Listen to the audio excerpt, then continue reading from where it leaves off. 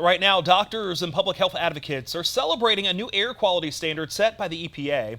The measure would lower the amount of soot we breathe. JT Siskowski has you covered on one woman's reason to celebrate and why some doctors want the government to do even more.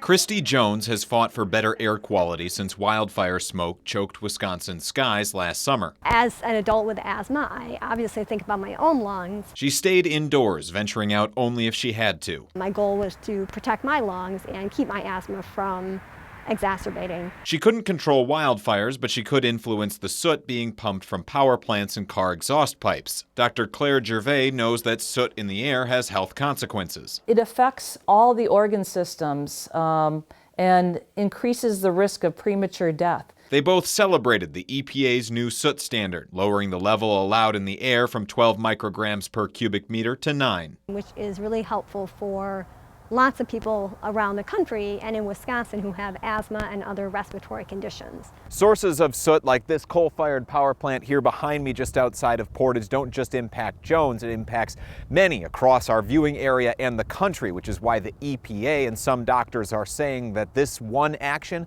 could have immense effects. The agency says the move could save as many as 4,500 people from premature death by 2032. But Dr. Gervais wants a more stringent standard. I'm hoping that every 5 years, when it gets reviewed again, that we can push for better standards yet. For Jones, it's about quality of life. Everyone deserves a chance to be outside and to breathe clean, healthy air, and when it's polluted, we don't have that chance. In the town of Pacific, JT Siskowski, 27 News.